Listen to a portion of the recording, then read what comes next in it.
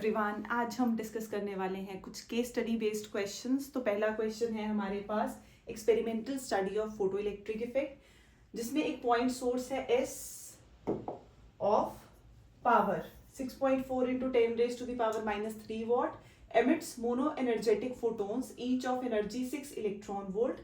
The source is located at a distance 0.8 meter from the center of a stationary metallic sphere of work function. इसकी given है 3 electron volt and of radius 6 into 10 raised to the power minus 3 meter. The sphere is isolated and initially neutral, and photoelectrons are instantly taken away from sphere after emission. And the efficiency of photoelectric emission is 1 for very 10 raised to the power 5 incident photons. तो सबसे पहला question है power received by the sphere. तो इसमें हम formula क्या लगा रहे हैं, power per unit area. Sphere के लिए हमारे पास जो है वो कांस्टेंट रहेगी, तो power P dash upon area pi capital R square which is equal to power upon 4 pi are square. तो सोर्स का जो रेडियस हमने स्मॉल आर लिया है और कैपिटल आर हमारे पास है इस स्फीयर का रेडियस। तो दोनों की जो power per unit area factor है, power per unit area factor basically क्या है, intensity is energy per unit time per unit area. तो energy per unit time is work done upon time, वो पार बनाता है। तो पार अपॉन एरिया हमारे पास इंटेंसिटी का काम कर रही है। तो दोनों के लिए क्या हो गई, सेम कांस्टेंट वैल्यू। तो हमने दोनों के लिए रेशियो मेथड लगाया, पी डैश निकालना है, P into pi are square upon 4 pi are square आ जाएगा। पाई से पाई कैंसिल, तो फॉर्मूला आ गया P are square upon 4 small r square. एक की पार हमें गिवन है, सोर्स की, स्फीयर की हमें निकालनी थी। तो power received by the sphere पूछी है उसने, तो power per unit area is equal to power per unit area. तो इसके लिए हमारे पास आ गई P are square upon 4 R square. तो हम क्या करेंगे, इसमें वैल्यूज पुट करेंगे, किसकी किसकी, पी की गिवन है, कैपिटल आर की गिवन है, स्मॉल आर की गिवन है, सारी वैल्यूज हमें गिवन है। उसके बेसिस पे आंसर आ जाएगा 6.4 into 10 raise to the power minus 9 watt. ये हम आगे यूज करेंगे। Next, number of photon striking the metal sphere per second. तो नंबर ऑफ फोटोन्स का फॉर्मूला क्या होता है, पावर अपॉन एनर्जी। तो हमने पी डैश जो निकाला उसको यहां पुट करेंगे, divided by energy 6 electron volt हमें गिवन है, उसको जूल में कन्वर्ट करेंगे तो 1.6 into 10 raise to the power minus 19 से मल्टीप्लाई कर दो। यहां से हमारे पास क्या आ गए, number of photon striking the metal sphere. Next, number of photo electrons emitted per second निकालना है। तो नंबर ऑफ फोटो इलेक्ट्रॉन्स, ये बेसिकली एफिशिएंसी के बेसिस पे आ जाएगा हमारे पास। एफिशिएंसी कितनी है, 10 power 5। This is equal to n dash upon n। जो हमारे पास number of photo electrons emitted per second calculate करना है हमें, n कितना आ जाएगा, n dash upon n power 5, जैसे आउटपुट टू इनपुट की रेशियो होती है। Next, the photo electric emission stops when the sphere acquires a potential about. तो फिर से हमारे पास इक्वेशन आ गई, कितना होता है हमारे पास maximum kinetic energy, eV not, V not stopping potential है, वो आएगा के मैक्स अपॉन ई। के मैक्स की वैल्यू कितनी दे रखी है, के मैक्स हमें लेना है 3 इलेक्ट्रॉन वोल्ट। कैसे, के max will be total energy 6 given है, 6 हमारे पास है और वर्क फंक्शन 3 गिवन है। तो 6 माइनस 3 करेंगे तो कितना आ गया, 3 आ गया। तो 3 electron volt divided by E means 3 volt. Next, if the distance of the source becomes double from the centre of the metal sphere. तो ये पार थी, ये थी P are square upon 4 R square. ये वाला डिस्टेंस आर डैश हमने double कर दिया, तो कितनी हो जाएगी हमारे पास, डबल मीन्स 2r का स्क्वायर, तो 1/4, एक 4 नंबर एक्स्ट्रा आएगा। तो हमारे पास 4 ऑलरेडी है, एक 4 और आ गया, तो कितना हो जाएगा, 16r स्क्वायर आ जाएगा। Next question, figure shows the variation of photoelectric current measured in a photo cell circuit as function of the potential difference between the plates of the photo cell. कुछ लाइट बीम्स गिवन है A B C D, which light beam has the highest frequency. तो यहां से हमें दिख रहा है जो ए है उसकी फ्रीक्वेंसी सबसे ज्यादा। नेक्स्ट, और क्यू है E is equal to H nu है हमारे पास, इसकी वैल्यू मैक्सिमम किसकी है हमारे पास, करंट की। तो किसका वर्सेस किसका कर्व है? Current versus potential difference curve है। Which light beam has the longest wavelength? तो हमारे पास लोएस्ट फ्रीक्वेंसी डी की है, तो डी की लोएस्ट फ्रीक्वेंसी होने की वजह से उसकी जो वेवलेंथ है वो क्या हो जाएगी? Longest. H C by lambda. Nu हमारे पास क्या होती है? Threshold frequency. जब हम उसको सी बाय लैम्डा पुट करते हैं, न्यू नॉट से लैम्डा नॉट बनता है, तो वो बन जाती है longest wavelength. Which light beam ejects photo electrons with maximum momentum and why? तो कौन इजेक्ट करेगा? ए वाला इजेक्ट करेगा, क्योंकि उसकी फ्रीक्वेंसी क्या है? मैक्सिमम है। Next, lens makers formula use करेंगे। फॉर्मूला पहला है focal length of equi convex. तो मैंने ये करवाए क्वेश्चंस कि जब इक्वी वर्ड आएगा, इक्वी कॉन्वेक्स वर्ड आएगा, तो R1 plus R, R2 minus are, बस इतना याद रखना है। उसके बाद म्यू गिवन है, आर भी गिवन है, तो R1 प्लस 20, R2 माइनस 20 हो जाएगा। इसी फॉर्मूले में लगाएंगे और आर कैलकुलेट कर लेंगे। Next, a substance is behaving as a convex lens in air and concave in water, then its refractive index is। अगर कोई लेंस किसी लिक्विड में डाल ले और लिक्विड का रिफ्रैक्टिव इंडेक्स ज्यादा हो लेंस से, तो वो अपनी नेचर चेंज करता है। अगर जो लेंस है उसका रिफ्रैक्टिव इंडेक्स ज्यादा हो लिक्विड से, तो चेंज नहीं करता। तो इसका मतलब अंडरस्टूड हो गया कि जो रिफ्रैक्टिव इंडेक्स है वो उसका क्या होगा? कम होगा एयर से। Next, for a thin lens with radii of curvatures R1 and R2, refractive indices दे रखे हैं हमें। अब फिर से वही फॉर्मूला लगा रहे हैं 1/f n-1, क्योंकि रिफ्रैक्टिव इंडेक्स n गिवन है इस बार। 1/R1 माइनस 1/R2, n को नीचे ले आए तो 1/f n-1 is 1/R1 minus 1/R2। तो यही पूछा है, उसकी वैल्यू आ गई 1/f n-1। A given convex lens of mu given है, can behave as a concave when it is held in a medium of mu। तो हमने क्या बोला? अगर कोई नेचर चेंज कर रहा है तो मीडियम का रिफ्रैक्टिव इंडेक्स ज्यादा, तो मीडियम का ग्लास से ज्यादा होगा, तभी वो पॉसिबल है। तो इसमें देख लो कौन सा ज्यादा है, जो ज्यादा होगा वो सेटिस्फाई करेगा। The radii of curvature of the surfaces of double convex lens, फिर से डबल, तो plus R1 plus R, R2 minus R. अगर R दे रखा हो, अगर सेम बोला हो, अगर डिफरेंट बोला है, तो पहला प्लस 20 ले लेंगे, दूसरा माइनस 40 ले लेंगे, फिर से इसी फॉर्मूले में वैल्यू पुट करेंगे और म्यू आ जाएगा। Next, excited state of atom. तो पहला the quantum number n of the state finally populated in helium plus ion is. तो हमारे पास एनर्जी का जनरल फॉर्मूला कितना है? -13.6 upon n square into Z square. तो He के लिए हमारे पास z कितना लेंगे? 2 ले लेंगे। यहाँ पे 2 की वैल्यू पुट करो और हमारे पास जो n है हम कैलकुलेट करेंगे, n कितना आ जाएगा? 4 आ जाएगा। Next, the energy required to excite hydrogen atom from n is equal to 2 to 4 is. तो 2 से 4 तक करना है, तो पहले तो एनर्जी निकाली 4 - 2 E2 - E1 करके, तो हमारे पास एनर्जी कितनी आ रही है वो यहीं से मेजर हो जाएगी। The ratio of kinetic energy of the electrons for the hydrogen atom to that of He plus ion for n is equal to 3 is.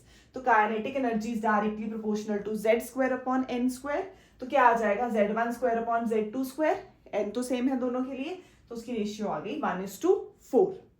The radius of nth orbit of hydrogen atom is r, then r and n are related as, तो हमें पता है फॉर्मूले से, directly proportional to n का square.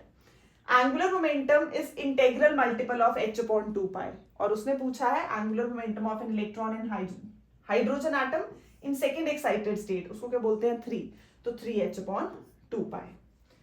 Next, excited state of the atom।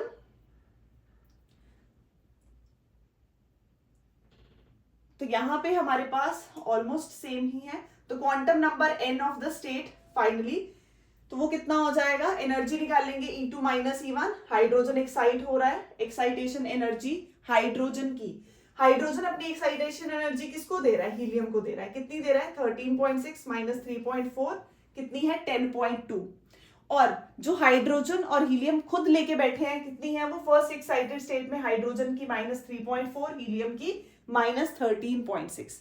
अब helium के पास already -13.6 है और उसको हाइड्रोजन कितनी दे रहा है? 10.2। तो जब उसको 10.2 देगा तो कितनी रह गई? -3.4 इलेक्ट्रॉन वोल्ट। तो हमारे पास कितनी आ गई? E -13.6 Z square upon n square, Z को 2 पुट करेंगे, n कितना आ जाएगा? 4 आ जाएगा। The wavelength of light emitted in the visible region by helium plus ion after collisions with H atoms is.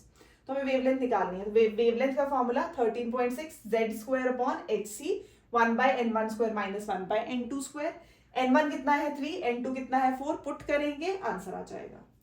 Ratio of kinetic energy अभी बताया, kinetic energy is directly proportional to Z square upon N square. तो वहां पे Z is two N, तो N हमारे पास दोनों के लिए 2 बोला है, बट दोनों का जो हमारे पास Z की वैल्यू है 1/2 का square is 1/4। Radius of the ground state of orbit H atoms is, तो वही पीछे से N square H square epsilon not upon pi ME square, N की वैल्यू पुट कर देंगे 1। Angular momentum in the first excited state 2, तो 2H upon 2 pi cancel होगा, आ गया H upon 2 pi. Next, electron transitions for the hydrogen atom. Now in which transition is a Balmer series photon absorbed. तो कौन सी series है हमारे पास, second वाली में कहां से कहां आ रहा है वो, 4 से 2, तो हमारे पास और 2 पे लाना है, तो या तो 3rd से 2 पे आएगा या तो 4th से 2 पे आएगा। लेकिन in which transition is a Balmer series photon absorbed, तो एब्सॉर्प्शन किस में हो रही है हमारे पास, जब वो 3rd से 2nd में आ रहा है, तो एब्सॉर्प्शन हो गई 6th पार्ट के लिए। अच्छा, अब इसमें 2 केसेस है हमारे पास, या तो एमिशन होती है या फिर एनर्जी एब्सॉर्ब होगी। तो किस पे डिपेंड करता है एनर्जी की एमिशन या एब्सॉर्प्शन, हमारे N की वैल्यू यहाँ पे बड़े लोअर से हायर में जा रहा है या हायर से लोअर में आ रहा है। तो जब हमारे पास न्यूक्लियस है, न्यूक्लियस के आसपास की जो शेल्स हैं उनसे बाहर निकल के जाने के लिए जो एनर्जी है उसको यूज करनी पड़ेगी ज्यादा। लेकिन जब कोई बाहर वाले शेल से नीचे छोटे शेल की तरफ आ रहा है तो क्या करेगा, एनर्जी एमिट करेगा।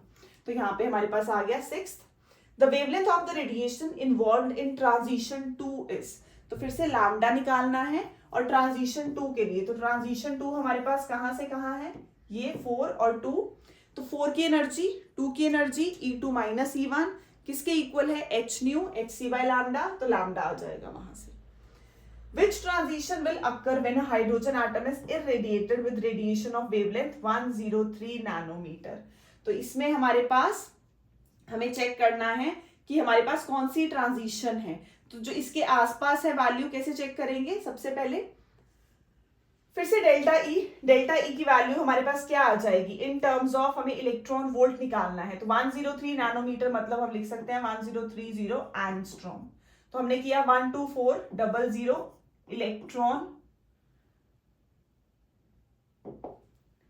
EV angstrom, electron volt angstrom, तो ये कैंसिल हो जाता है और नेट आंसर किस में रह जाएगा, ईवी में। तो एनर्जी का सीधा डायरेक्ट फॉर्मूला लर्न करते हैं, 12400 electron volt angstrom divided by कोई वेवलेंथ है एंगस्ट्रॉम की, तो कैंसिल करना आसान हो जाता है। तो 12 इलेक्ट्रॉन वोल्ट के आसपास हमारे पास आ रही है और वो किसमें है, 5th। Next, the electron in hydrogen atom makes a transition, कहां से कहां, 1 से 2। The time period of the electron in the initial state is 8 times that in the final state. तो T square is directly proportional to R cube और R further directly proportional है N square के। तो T कितना आ गया, directly proportional to N cube। तो हम ratio ले सकते हैं T1/T2 N1/N2 का क्यूब, और हमें इसकी वैल्यू कितनी दे रखी है, 8। तो यहाँ से N1 और N2 की रेशियो हमारे पास आ गई, जो हम जनरली डिफाइन कर सकते हैं कितनी, N1 4 और N2 2। Next, the Balmer series for hydrogen atom can be observed हमारे पास if we measure the frequencies of light emitted due to transitions between excited states and the first excited state.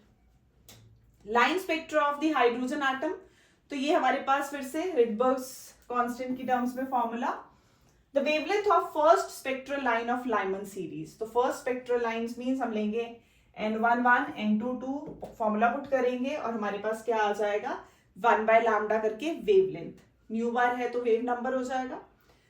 The wavelength limit of Lyman series is, N2 कितना होता है हमारे लिए उसमें, infinite. तो फिर उसी में दोबारा फॉर्मूले में पुट करा, N11 है और N2 की वैल्यू कितनी ले ली, इनफाइनाइट ले ली। The frequency of the first spectral line of Balmer series is, तो फर्स्ट लाइमन फिर बाल्मर आता है, बाल्मर मतलब हमारे पास सेकंड पोजीशन, तो 3rd से 2nd पे आ रहा है क्योंकि फर्स्ट स्पेक्ट्रल लाइन देख रहे हैं बाल्मर की, तो वो 3rd से 2nd में आएगा। तो फिर से वही फॉर्मूला n1 2 ले लेंगे, n2 3 ले लेंगे. Next, which of the following transitions in hydrogen atom emits photons of highest frequency? पहले तो emit बोल रहा है. अब ये पता होना चाहिए कि कब एब्जॉर्ब करता है और कब emit करता है. तो एमिशन के लिए हमारे पास ये दो ऑप्शंस हैं और एब्जॉर्प्शन के लिए क्या हो जाएगा, ये दोनों हो जाएंगे. लोअर से हायर वाले क्या होते हैं, हमारे पास एब्जॉर्प्शन होते हैं. लोअर से हायर एब्जॉर्प्शन है, हायर टू लोअर हमारे पास क्या होगा, एमिशन होगा. तो एमिशन के लिए तो दो ही है, higher to lower, higher to lower. अब इन दोनों के लिए वैल्यूज चेक कर सकते हैं हम पुट करके. फिर से इसी फॉर्मूले में पुट करेंगे. H new -13.6 1/n1 square -1/n2 square करके. तो उसके कंपैरिजन से हमें पता चल जाएगा. तो यहाँ पे क्या है, 2 to 1. The ratio of minimum to maximum wavelength in Balmer series. तो 1/λ मैक्स r 1/2 का स्क्वायर -1/3 का स्क्वायर. ये किसका है, मैक्सिमम वेवलेंथ के लिए. नेक्स्ट हमारे पास मिनिमम के लिए एक क्या हो जाता है, हमेशा इन्फिनिटी हो जाता है. तो हमारे पास जो n2 की वैल्यू है वो क्या हो जाएगी, इनफाइनाइट हो जाएगी. Next, minimum permissible radius of the orbit n is equal to 1 के लिए नॉर्मल फॉर्मूला लगा दिया. In our world, the velocity of electron is v naught when the hydrogen atom is in the ground state. The velocity of the electron in this state on the other planet should be. तो यहाँ पे e²/2 epsilon not NH है. अगर हमें किसी दूसरे planet पे देखना है तो दूसरे प्लैनेट पे उसकी जो वैल्यू है वो कितनी हो जाती है, 2n. On different planet, the hydrogen atom structure was somewhat different from others. जो एंगुलर मोमेंटम था वो क्या हो गया था, n की जगह 2n हो गया था. तो वही केस यहाँ यूज कर रहे हैं कि जो भी n की वैल्यू है वो क्या हो जाएगी, 2n. चाहे एनर्जी निकालनी है चाहे स्पीड निकालनी है. तो बस खाली फिर तो कंपेयर करना है, दोनों को डिवाइड करके कंपेयर कर लो. Fourth, check the correctness of the following statements about the Bohr model of hydrogen atom. तो the acceleration of electron in n is equal to 2 orbit is more than that in n is equal to 1 orbit. And the angular momentum सही है हमारे पास, 2 में ज्यादा 1 में कम. Kinetic energy भी 2 में कम है और 1 में क्या है हमारे पास, ज्यादा है. तो 2 और 3 करेक्ट है, तो सी पार्ट आ गया. जैसे जैसे हमारे पास n की वैल्यू इंक्रीज करती है r इंक्रीज करता है. n इंक्रीज करने से r इंक्रीज करेगा. जो सेंट्रीपिटल एक्सेलरेशन है for n is equal to 2 वो हमारे पास 1 के लिए ज्यादा है और 2 के लिए क्या आ जाएगी, कम आ जाएगी. इसीलिए ये पॉइंट हमारे पास क्या है, wrong. Next, in Bohr's model of hydrogen atom potential energy और टोटल एनर्जी का कंपैरिजन देखना है. तो पोटेंशियल एनर्जी इज माइनस अगर c/r² तो total energy is -rhc/n². Comparison क्या कर रहे हैं कि r और n दोनों इंक्रीज करने से हमारे पास r और n दोनों इंक्रीज करने से दोनों एनर्जी जो है वो कम नेगेटिव होती हैं, इसलिए दोनों क्या कर जाएंगी, इंक्रीज कर जाएंगी. Next, hydrogen emission spectrum. तो the number of spectral lines in hydrogen atom infinite. Which series of hydrogen spectrum corresponds to UV region. तो लाइमन सीरीज कॉरेस्पॉन्ड करती है. यूवी, विजिबल, इंफ्रारेड, इंफ्रारेड करके हमारे पास ऐसे सीरीज है. तो पहली लाइमन जो है वो किसमें है, अल्ट्रावायलेट में. फिर बाल्मर किसमें आ जाएगी, विजिबल में. Which of the following lines of hydrogen atom spectrum belongs to Balmer series. तो बाल्मर सीरीज के लिए फिर से शॉर्टेस्ट और हाईएस्ट दोनों के लिए एनर्जी निकाल लेंगे पहले हम. 3.4 -1.51 कितना आया, 1.8. और जो हाईएस्ट पॉइंट है वहां पे 0 हो जाएगी, -3.4. तो 3.4 इलेक्ट्रॉन वोल्ट. तो दोनों सिर्फ वेवलेंथ निकालते हैं. कौन सा फॉर्मूला लगा के, वही 12400 डिवाइडेड बाय एक बार पहली एनर्जी फिर एक बार दूसरी ले लेंगे. तो वहां से हमारे पास वेवलेंथ आ जाएगी. तो रेंज देखेंगे किसके बीच में लाई करता है, तो इनके बीच में हमारे पास ये वैल्यू हो जाएगी. Rydberg's constant is a universal constant. Number of spectral lines निकालनी है. क्वांटम नंबर कितना है, 4. तो n(n-1/2). आंसर कितना आ जाएगा, 6 आ जाएगा. Next, Bohr's model of hydrogen atom. तो in the Bohr model of the hydrogen atom discrete radii and energy states result when an electron circles the atom in integral number of quantum number. Angular speed of the electron in the nth orbit of Bohr's hydrogen atom is. तो angular velocity होती है directly proportional to v by r. v is further inversely proportional to n. r is directly proportional to n square. दोनों को वापस इधर put करो तो omega is inversely proportional to n cube. Now electron jumps from 4 to 1, तो 4 minus 1 3 nh/2 pi. The lowest Bohr orbit in hydrogen atom has least energy. lowest वाले की energy कितनी होती है? least होती है. Which of the following postulates of the Bohr model led to the quantization of energy of the hydrogen atom? तो वही angular momentum can be integral multiple of h/2 pi. Next है हमारे पास nuclei से. If 200 MeV energy is released in the fission of a single nucleus of uranium-235 92, the fissions which are required to produce power of 1 kilowatt, मतलब number of fission निकालना है. तो energy release per second कितनी होगी? Energy release per second हमारे पास कितनी आ जाएगी? n number of fissions into एक की 200 MeV. Energy release per second कितनी होगी? n into 200 MeV. Energy is further equal to power into time. तो हमारे पास एनर्जी रिलीज पर सेकेंड है तो उसको पावर इंटू टाइम लिख सकते हैं. पावर भी गिवन है, टाइम 1 सेकेंड. यहां से जब मेगा को कन्वर्ट करेंगे 10 power 6 electron volt 1.6 into 10 power -90, तो हमारे पास n आ जाएगा. Next, the release in energy nuclear fission is consistent with the fact that uranium has more mass per nucleon than either of the two fragments. When uranium-235 undergoes fission, only 0.1% of the original mass is converted into energy. The energy released when 1 kg of uranium undergoes fission. 1 kg में 0.1% कितना होगा? 1 ग्राम. बस ये चाहिए. 1 kg में 0.1% हो गया 1 ग्राम. तो एनर्जी डेल्टा mc², ग्राम को कन्वर्ट करो -3 kg c का स्क्वायर. आंसर आ जाएगा. A nuclear fission is said to be critical जब k की वैल्यू इक्वल टू 1 होगी. Einstein's mass energy conservation is equal to mc² is किससे है ये? Nuclear fission. Next, the nuclear radius of oxygen is इतना.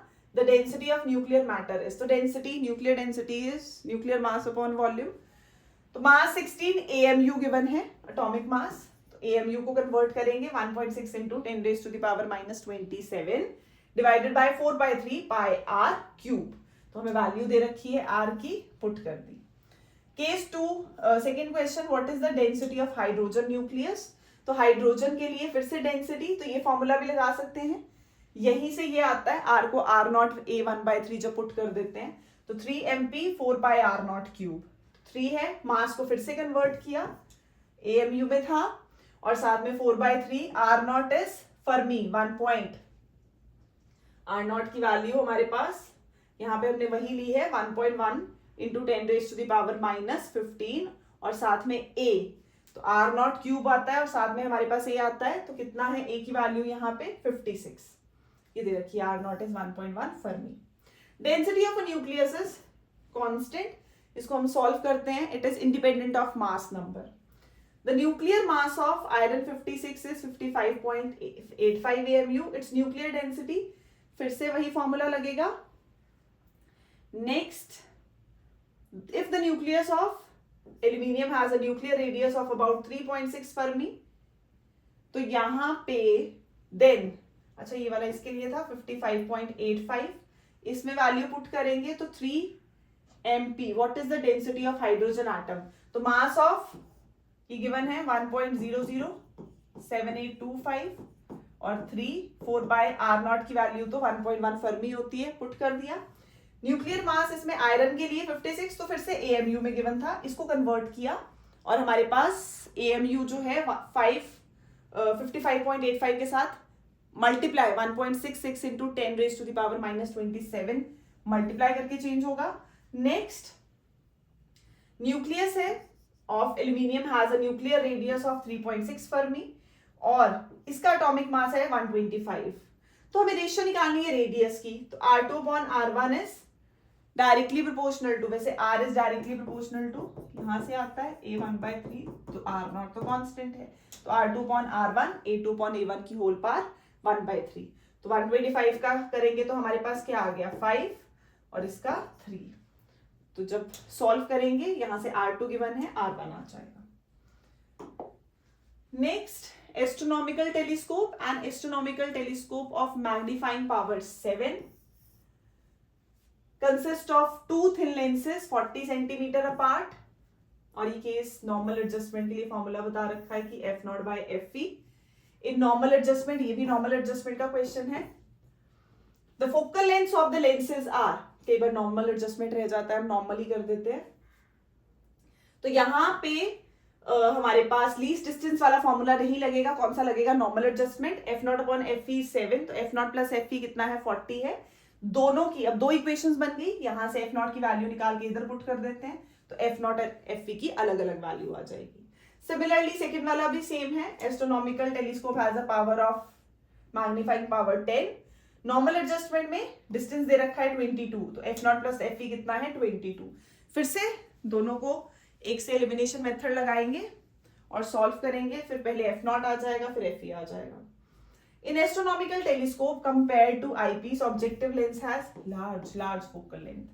Compound में उल्टा होता है, ऑब्जेक्टिव की कम होती है, eyepiece की ज्यादा. To see stars use astronomical telescope. Again for large magnifying power, objective की focal length ज्यादा होगी as compared to eyepiece. Refraction through spherical surfaces. तो हमारे पास spherical refracting surfaces में ये फॉर्मूला हम यूज करते हैं जब लाइट जाती है डेंसर से रेयरर, और ये हमारे पास आएगा रेयरर टू डेंसर. तो रिफ्रैक्टिव इंडेक्स किस पे डिपेंड करता है? तीनों पे. Nature, temperature, wavelength. A ray of light of frequency given है is passed through a liquid. The wavelength of light measured inside the liquid is λ1. Now the refractive index is mu is speed of light in medium 1 to speed of light in medium 2. तो हमारे पास v कितना आ जाएगा? Nu lambda. वहां से हम calculate कर सकते हैं refractive index. A ray of light is incident at an angle of 60 degree on one face of a rectangular glass slab और refractive index given है mu. R फाइंड करना है, तो Snell's law mu is sin I by sin R निकाल लो. A point object is placed at the center of a glass sphere of radius 6 centimeter. कहाँ पे है? Centre पे placed है. at C. तो the distance of the virtual image भी कहां बनेगी? सी पे, तो 6 centimetre.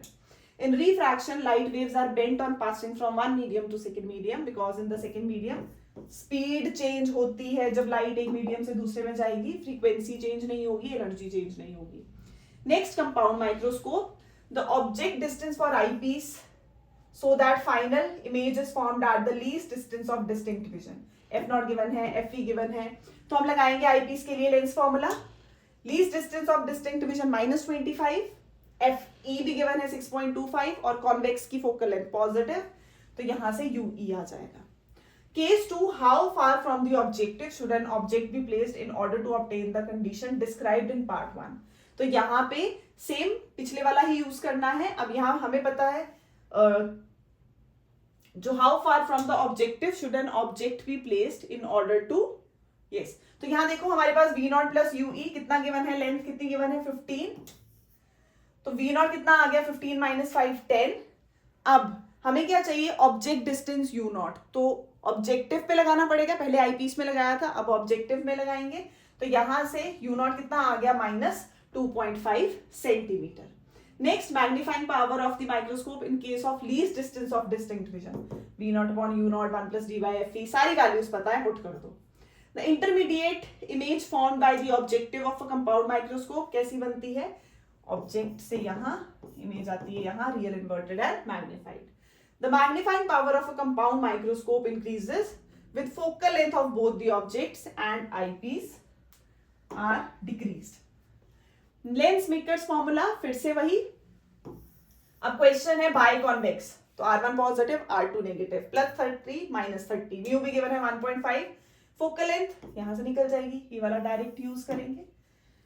Next, the radius of curvature of the faces of double convex, फिर से पॉजिटिव नेगेटिव. कॉन्केव होता है तो पहला नेगेटिव, दूसरा positive. Again focal length is 12 centimetre. Then refractive index of glass, तो रिफ्रैक्टिव इंडेक्स ऑफ ग्लास हमारे पास म्यू निकालना है, इसी फॉर्मूले में पुट कर दो. फिर से same. An underwater swimmer cannot see very clearly even in absolutely clear water. तो ऐसा क्यों होता है? क्योंकि focal length change होती है. A thin lens of glass of focal length is immersed in water. The new focal length is तो जब भी मैंने ऐसे कहा था एक ही चीज, कभी एक बार फोकल लेंथ एयर में, वाटर में, तो एक बार लेंस फॉर्मूला लगाओ वाटर में, एक बार लगाओ एयर में, लेंस मेकर्स फॉर्मूला। तो जब एक बार लगाएंगे एयर में तो ये फॉर्मूला, वाटर के लिए ये हो गया, दोनों इक्वेशंस को डिवाइड करो क्योंकि ये तो सेम होता है, तो यहां से एक फोकल लेंथ गिवन है, दूसरी हम कैलकुलेट कर सकते हैं। An object is immersed in a fluid in order that the object becomes invisible should have same. अगर लिक्विड का रिफ्रैक्टिव इंडेक्स ज्यादा है तो लेंस अपनी नेचर चेंज करेगा, बट अगर दोनों का सेम है तो वो ग्लास इनविजिबल एक्ट करेगा। Next, the optical path difference at P is, यहां पे निकालना है। तो S1p minus S2p delta x के इक्वल, वो किसके इक्वल फर्दर होता है, d cos थीटा। तो यहां पे हमारे पास ये रहा small distance d cos theta के। तो जब हम यहां लगाएंगे S1p माइनस S2p करके d cos theta for small theta cos theta की series 1 minus theta square by 2, बाकी छोड़ दिया। अब ये वैल्यू जो cos थीटा की है इसको यहां पुट कर दो, तो d 1 minus theta square by 2, theta की value arc upon radius y upon d use करेंगे, तो यहां पे आ गई theta is y upon d square. यहां इस केस में हमने ये ले लिया, ये जो है पूरा डिस्टेंस अजम्पशन के साथ किसके इक्वल है, कैपिटल D के इक्वल है, तो ये आ जाएगा हमारे पास आंसर। सेकंड में find the radius of the nth bright fringe, तो जो आंसर आया उसको n लैम्डा की इक्वल कर दो, जो आंसर आया उसको n लैम्डा की इक्वल करो। यहां से हमें क्या करना था, रेडियस फाइंड करना था, तो y आ जाएगा। Next, if d is 0.5 millimetre, lambda is इतना, d इज इतना, find the value of n for the closest second bright fringe. तो पहले तो टोटल n निकलेंगे, delta x is equal to n lambda करके, डेल्टा x n लैम्डा किसके equal है, d के इक्वल, तो n कितना आया, d अपॉन लैम्डा। तो 0.5 divided by 0.5 into 10 raise to the power -3, divide करेंगे उसको 1000 से। तो जब डिवाइड किया इससे 0.5 into 10 raise to the power -3 से, तो हमारे पास कितना आ गया, n 1000 आ गया। बट उसने क्या पूछा है, उसने पूछा है क्लोजेस्ट सेकंड ब्राइट फ्रिंज। तो क्लोजेस्ट सेकंड ब्राइट फ्रिंज मतलब 1000 माइनस 2 करेंगे तो कितना आ जाएगा, 998। The coherence of two light sources means that the light waves emitted have constant phase difference. The phenomenon of interference is shown by longitudinal mechanical waves, electromagnetic waves, transverse, to all. Next, diffraction at a single slit. तो यहाँ पे a single slit of width small d given है, is illuminated by a parallel beam of light, wavelength given है, and diffraction bands are observed on a screen, capital D given है, distance of third dark band from, तो y is n lambda d by d, 3 lambda d by d, values put करो, y आ जाएगा। In Fraunhofer's diffraction, single slit width is इतना, screen का distance, wavelength given है, again distance between first minimum on either side of central maxima, first minimum और either side, तो हमारे पास क्या आ गया, 2 lambda d by d, value put करो, आंसर निकाल लो। Next, third, light of wavelength is incident normally on a slit of wavelength, the angular width of central maxima, तो एंगुलर विड्थ कितनी होती है, थीटा 2 लैम्डा अपॉन ए, हमारे पास double हो जाती है, तो हमारे पास 2 लैम्डा अपॉन ए, यही फॉर्मूला है, वैल्यूज पुट करेंगे, आंसर आ जाएगा। A diffraction pattern is obtained by using a beam of red light, if the red light is replaced by the blue light, तो डायफ्रैक्शन बैंड्स कैसे हो जाते हैं, हमारे पास ज्यादा क्राउडेड होंगे पहले से। तो हमारे जो पहले लाइट थी रेड, उसको हमने किससे रिप्लेस कर दिया, ब्लू से, तो narrower and crowded together. To observe diffraction the size of the obstacle must be comparable, obstacle का और वेवलेंथ का कंपेरेबल होना चाहिए। Next, find the path difference if z is equal to, z की वैल्यू दे रखी है और हमें पता है डेल्टा x कितना होगा, z d by d, यहाँ ये डिस्टेंस कितना है, y d by d होता था, हम ले रहे हैं z d by d, तो यहां z की वैल्यू पुट कर दो, पाथ डिफरेंस आ गया लैम्डा। केस 2, सेकंड में उसने बोला है अब मैक्सिमम टू मिनिमम इंटेंसिटी की रेशियो निकालो जब z इतना है, तो स्टेप्स वही हैं, हम पहले lambda phase difference path difference निकालते थे, फेज डिफरेंस फिर इंटेंसिटी, यहां देखते हैं, तो डेल्टा एक्सिस फिर से y d by d, यहाँ है z d by d, z की वैल्यू पुट की, d से d कैंसल, लैम्डा आ गया। मैक्सिमम कहां बन रहा है, मैक्सिमम हमारे पास S4 S3, तो I इंटेंसिटी रिजल्टेंट कितनी आ जाती है S4 पे, 4 I0 मैक्सिमम इंटेंसिटी होती है, तो I max to I minimum की रेशियो निकालनी है, a plus B root I1 plus root I2 whole square divided by root I1 minus root I2 whole square. Values put की, answer आ गया infinite. In the case of light waves from two coherent sources S1 and S2, there will be constructive interference if path difference, तो वही होता है delta x is n lambda. Two monochromatic light waves of amplitude given है interfering at a point having phase difference I1 square plus I2 square plus 2 I1 I2 cos 60 degree. तो जब ये लगाएंगे हमारे पास कितना आ गया, 19a आ गया एम्पलीट्यूड। तो basically a square plus b square plus 2ab cos theta, तो एम्पलीट्यूड 1 का स्क्वायर प्लस 2 का square plus 2 a1 a2 cos phi. तो 19a आया और हमें पता है intensity is directly proportional to square of the amplitude, तो हो जाएगा 19a स्क्वायर। ओके बेटू, बाय बाय।